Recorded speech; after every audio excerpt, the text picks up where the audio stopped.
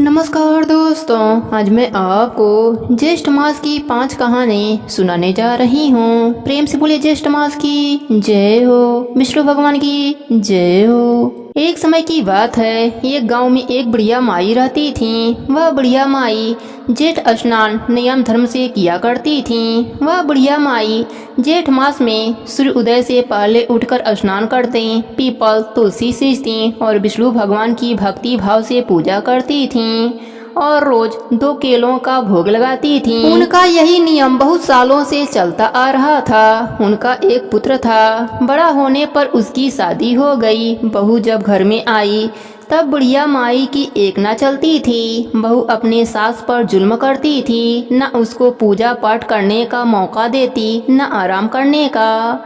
इस तरह दिन बीतने लगे। ज्येष्ठ मास का महीना आया। बुढ़िया माई हर साल की तरह ज्येष्ठ स्नान करना चाहती थी, पर बहू समय ही ना देती। पर बुढ़िया माई जल्दी जल्दी काम करके पूजा पर बैठ जाती। एक दिन बहू अपने सास को घर से निकाल देती है। बुढ़िया रोती रोती जंगल में आ जाती है। वहाँ पर सरोवर के जल में स्नान करती है। फिर अंजलि से तुलसी पीपल सींचती है और वहीं बैठकर रोने लगती है, क्योंकि जंगल में उसे केला नहीं मिलता भोग लगाने के लिए। यह सोचकर कि आज का नियम टूट जाएगा, यह सोचकर बुढ़िया माई खूब रोती है। तभी चमत्कार होता है। विष्णु भगवान माता लक्ष्मी के साथ वहाँ प्रकट होते हैं और बोलते हैं, बुढ़िया माई, मैं तुम्हारी भक्ति से बहुत प्रसन्न हूँ। बुढ़िया माई विष्णु भगवान को देखकर खुशी की मारे रोने लगती है और प्रभु के चरणों में गिर जाती है और वहीं उसके प्राण निकल जाते हैं। विष्णु भगवान बुढ़िया माई को अपने साथ वैकुंठ धाम ले जाते हैं। इस प्रकार ज्येष्ठ स्नान के पुण्य से बुढ़िया माई को वैकुंठ धाम का वास मिला। हे विष्णु भगवान, अपने सभी भक्तों पर अपनी कृपा बनाए रखना। कहानी अधूरी हो तो पूरी करना, पूरी हो तो मान रखना। सबके नित्य नियम और व्रत को पूर्ण करना। प्रेम से बोलिए विष्णु भगवान की जय हो। एक गांव में एक बुढ़िया अम्मा रहती थी। उनका एक बेटा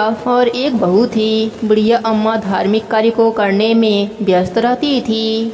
जेठ मास का महीना आया तो बेटे बहू ने कहा, माँ, तुम हर साल जेठ के महीने में स्नान दान करती हो, क्या तुम्हें इसका कोई फल मिला है? मेरे विवाह को 5 वर्ष हो गए हैं, परंतु ना तो कोई नौकरी लगी और ना ही तुम्हारा पोता हुआ। माँ बोली, बेटा, मैं विष्णु भगवान से पूछूंगी कि मेरे नित्य नियम का फल मुझे कब मिलेगा। इतना कहकर वह घर से निकल गईं। वह रास्ते में विष्णु भगवान की जय हो बोलते हुए चली जा रही थीं। रास्ते में उन्हें एक आदमी मिला जिसे कोढ़ की बीमारी थी। वह बोला, माई, आप कहाँ जा रही हैं? बुढ़िया अम्मा ने कहा, भाई, मैंने अपने संपूर्ण जीवन में हर साल जेठ के महीने में स्नान दान व्रत आदि किया है, लेकिन मेरे बेटे बहू कहते हैं कि इसका कोई पुण्य नहीं मिला है। इसलिए मैं विष्णु भगवान से मिलकर यह पूछूंगी कि मुझे इसका फल कब मिलेगा। तब कोढ़ी बोला, माई, यदि तुम्हें भगवान मिले तो तुम मेरे भी दुख का निवारण पूछ लेना। जब मैं 13 वर्ष का था तब से मुझे कोढ़ की बीमारी है। यह सजा मुझे किस कर्म से मिल रही है? बुढ़िया अम्मा बोली, जरूर पूछ लूंगी। यह कहकर वह जय हो विष्णु भगवान की यह कहते हुए वह आगे बढ़ चली। चलते चलते रास्ते में उन्हें एक कुम्हार पति पत्नी मिले। उन्होंने पूछा, माई, आप कहाँ जा रही हैं? बुढ़िया अम्मा ने सारी बात कुम्हार को बताई। कुम्हार सुनकर बोला, माई, क्या आप हमारे दुखों का निवारण भगवान से पूछ लेंगी? हमारा आजीविका केवल मटके बनाने से ही चलता है। पिछले 2 वर्षों से हमारे चाक पर टूटे फूटे मटके बन रहे हैं। कुछ भली प्रकार बन भी जाते हैं तो वह पकाते समय फूट जाते हैं। ऐसा क्यों होता है, यह आप जरूर पूछ लेना। बुढ़िया अम्मा बोली, जरूर पूछ लूंगी। इतना कहकर वहाँ से जय हो विष्णु भगवान की कहते हुए आगे चल दी।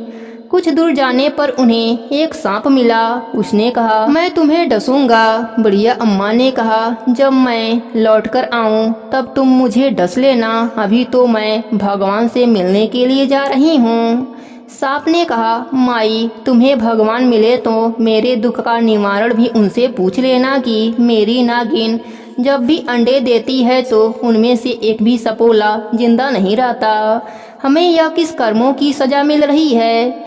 मैं जरूर पूछ लूंगी। यह कहकर बुढ़िया अम्मा आगे चल दी। आगे उन्हें एक वृक्ष के नीचे बैठे महात्मा जी मिले। उन्होंने पूछा, बुढ़िया माई, आप कहाँ से आ रही हैं और कहाँ जा रही हैं?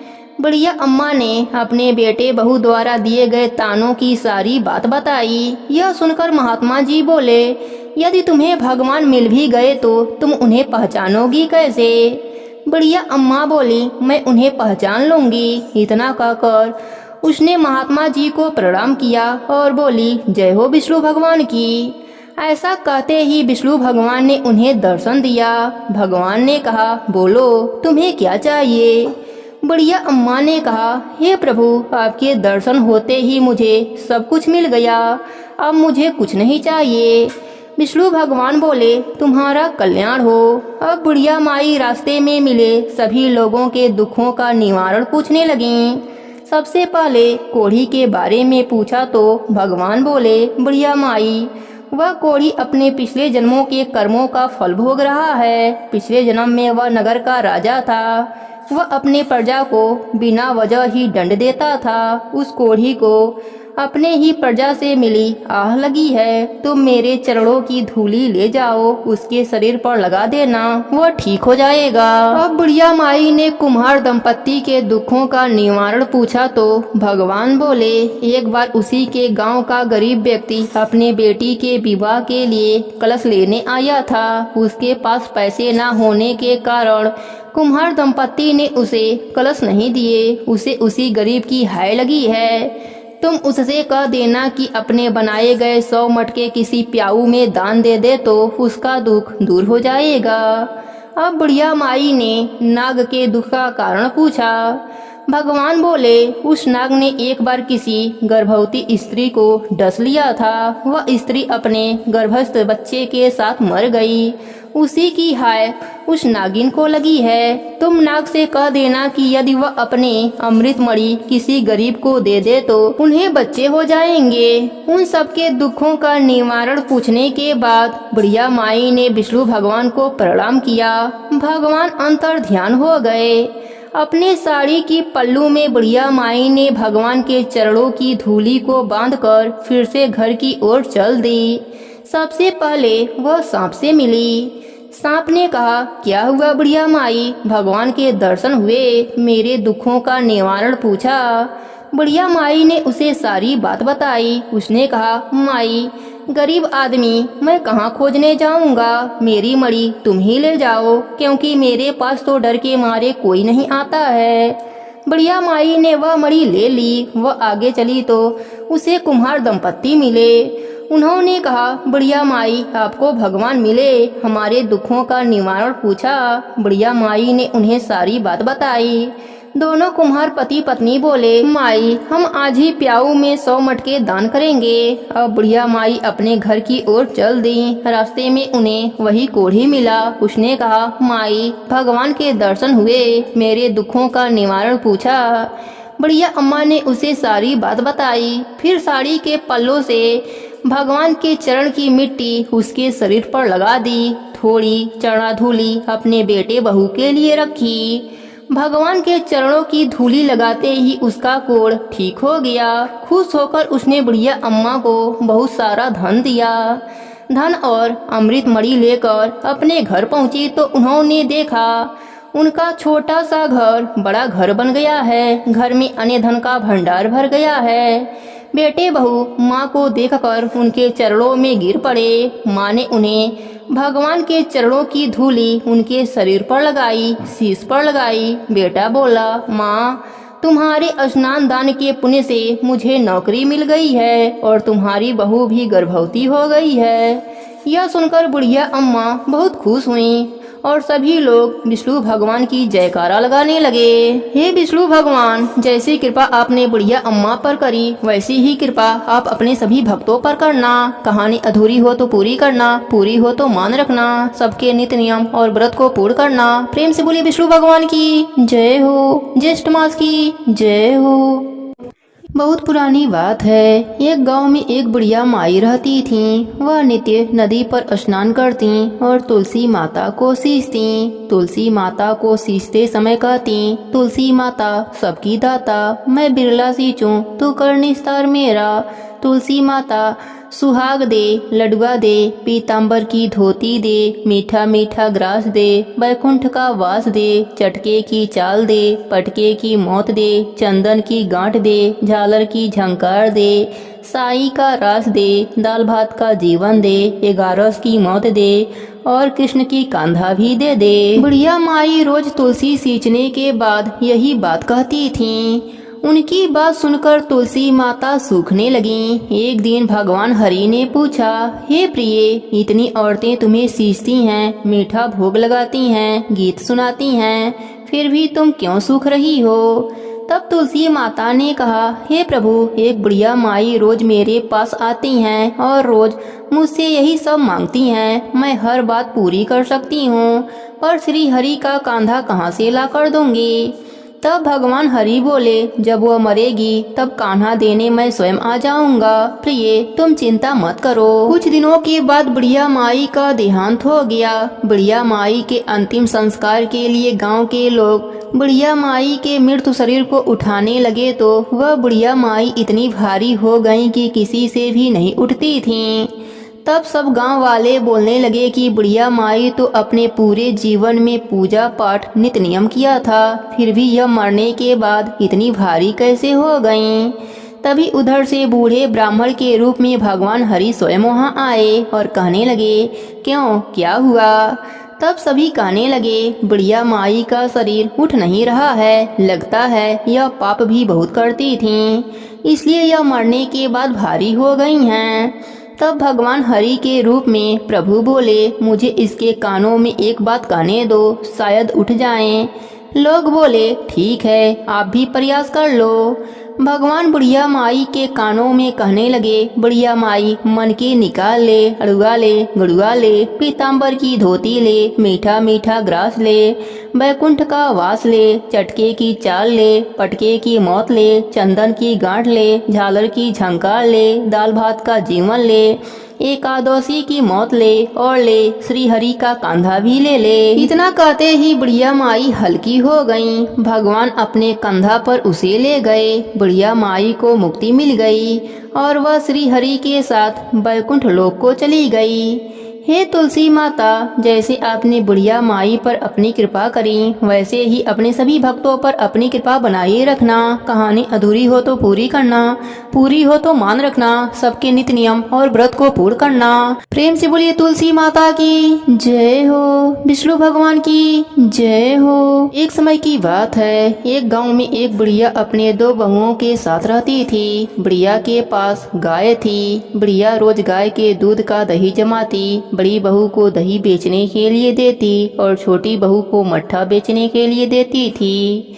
रोज बड़ी बहू का दही बिक जाता, परंतु छोटी बहू का मट्ठा नहीं बिकता था। जब छोटी बहू घर आती तो सास उसको खड़ी खोटी सुनाती। जेठानी बहुत खुश होती कि सास छोटी को खड़ी खोटी सुना रही है। रोज सुबह छोटी बहू बोलती, माँ जी, आज हमको दही दे दो बेचने के लिए। सास कहती, जब बड़ी बहू चाहेगी तो मैं तुम्हें दही बेचने के लिए दे दूंगी। कई दिन ऐसे ही बीत गए। छोटी बहू रोज गाली खाती रहती थी। फिर एक दिन उसकी सास ने कहा कि आज मट्ठा बेचकर आना, वरना घर मत आना।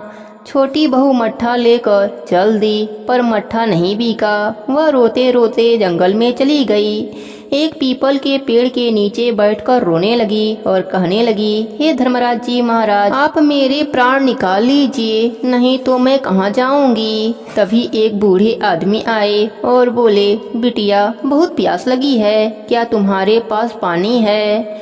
बहू ने कहा, नहीं बाबा जी, पानी तो नहीं है, यह मट्ठा है, इसे पी लीजिए। फिर बूढ़े आदमी ने सारा मट्ठा पी लिया। बोले, बिटिया, बहुत रात हो गई है, घर जाओ। बहू ने कहा, घर जाऊंगी तो गाली खाऊंगी, इससे अच्छा यहीं पर ठीक है। बूढ़े बाबा ने कहा, बिटिया, गाली क्यों मिलेगी तुम्हें? बहू ने कहा, बाबा आज मेरा मट्ठा नहीं बिका, पैसे भी नहीं मिले, इस कारण गाली मिलेगी। फिर बूढ़े बाबा ने जमीन पर से कंकड़ पत्थर उठाया और उसके मटके में भर दिया। फिर बोले, बिटिया अब तो तुम्हें मट्ठे के बदले में कुछ मिल गया है, अब तुम अपने घर जाओ। छोटी बहू घर आकर चौकी के नीचे कंकड़ भरे मटके को रख दिया और घर के कामों को करने लगी। सास ने बहू को देखा तो बोली, आज मट्ठा घुमाकर लाई हो या बेचकर आई हो? बहू ने कहा, माँ जी आज मैंने मट्ठा बेच दिया है। तब सास ने कहा, पैसे कहाँ हैं?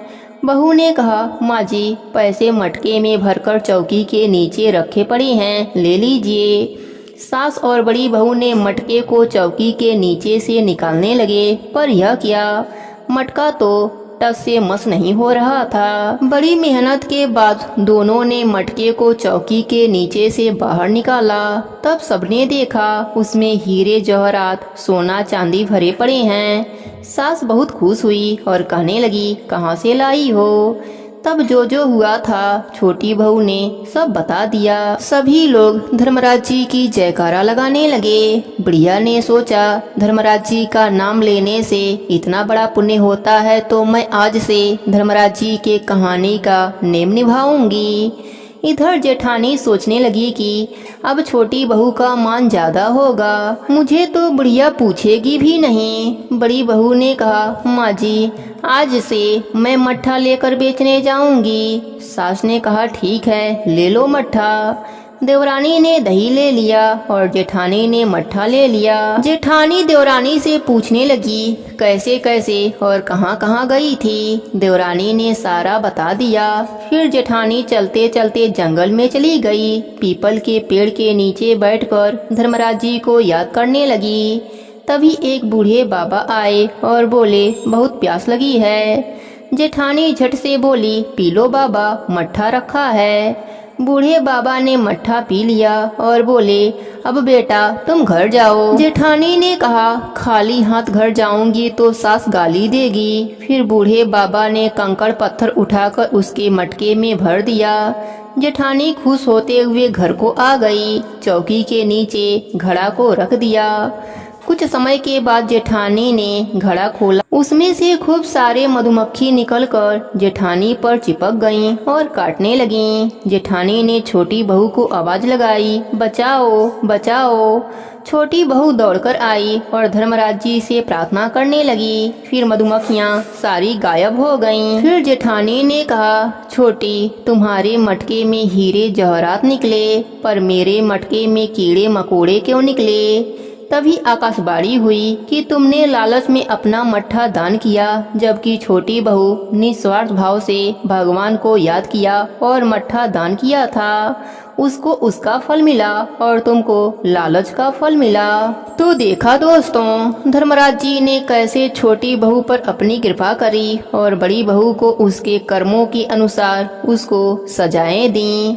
दोस्तों, इस भाग दौड़ की जिंदगी में सबको दान धर्म करना चाहिए। कुछ समय निकालकर भगवान के नाम का स्मरण करना चाहिए, जिससे हमारा यह लोक और परलोक दोनों सुखमय बन जाए। प्रेम से बोलिए धर्मराज जी की जय हो। प्राचीन समय की बात है, एक गांव में एक दादी पोती रहती थीं, जिन्होंने गणेश भगवान की कहानी सुनने का नियम लिया हुआ था। वह एक कलश में जल भरकर और फूल रखकर कहानी कहा करती थीं और गणेश भगवान के नाम का अर्थ दिया करती थीं।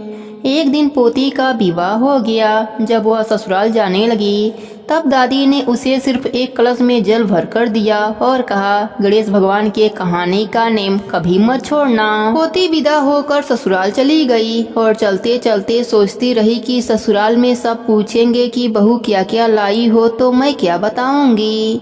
गणेश भगवान ने सोचा कि यह लड़की बहुत परेशान है, मुझे इसके संकट को मिटाना चाहिए। रास्ते में पोती ने गणेश भगवान की कहानी कहकर अर्थ दिया।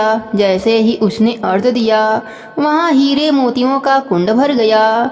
हीरे मोतियों से भरे हुए कुंडे को देखकर पोती बहुत खुश हुई। फिर वह खूब पहन ओढ़कर ससुराल पहुंची। वहां उसके ससुर जी ने उसकी सास से कहा, हमारी बहू तो बहुत बड़े घर की है, बहुत सा धन लेकर आई है। तुम ऐसा करो, पड़ोसन के वहां से मूंग और चावल लाकर बहू के लिए भोजन पकाओ। जब उसकी सास मूंग चावल बनाने लगी तो बहू ने कहा, माँ जी, आप यह मूंग की दाल और चावल मेरे कलश के जल से बनाओ।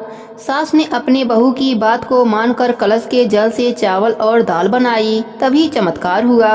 उनकी पूरी रसोई अनाज और तरह तरह के पकवान से भर गए। यह देखकर सास बहुत खुश हुई। उसने अपने बहू से कहा, बहू आओ भोजन कर लो। तब बहू ने कहा, अभी घर में किसी ने भोजन नहीं किया है तो मैं भोजन कैसे कर लूं? और मेरा गणेश भगवान की कहानी कहने का नेम है। सास ने कहा, बहू मैं भी कहानी सुनूंगी। फिर बहू ने कलश में जल भरकर और फूल रखकर गणेश भगवान की कहानी कही और घर के सभी सदस्यों ने गणेश भगवान की कहानी सुनकर हुंकारा भरा। गणेश भगवान की कृपा से उनके घर में अन्न धन का भंडार भर गया। यह सब देखकर सास और भी अधिक प्रसन्न हुई। फिर वह खुशी खुशी अपने पूरे मोहल्ले में गणेश भगवान का प्रसाद बांटने लगी। तब उसकी पड़ोसन ने कहा, अभी तो तुम चावल और दाल उधार लेकर गई थी और इतनी जल्दी इतना सारा धन कहाँ से लाई? तब उसकी सास बोली, मेरी बहू हर रोज गणेश भगवान के कहानी का नेम निभाती है, यह सब उसी का फल है। सास की बात सुनकर पड़ोसन को बड़ी हैरानी हुई और उसने कहा, मैं भी गणेश भगवान के कहानी का नेम निभाऊंगी। अब पड़ोसन भी नित नेम से गणेश भगवान की कहानी सुनने लगी। गणेश भगवान की कृपा से पड़ोसन का घर भी अन्न धन से भर गया। हे गणेश जी महाराज, जैसी कृपा आपने पोती और पड़ोसन पर करी, वैसी ही कृपा आप अपने सभी भक्तों पर करना। कहानी अधूरी हो तो पूरी करना, पूरी हो तो मान रखना। सबके व्रत और नित्य नियम को पूर्ण करना। प्रेम से बोलिए गणेश भगवान की जय हो।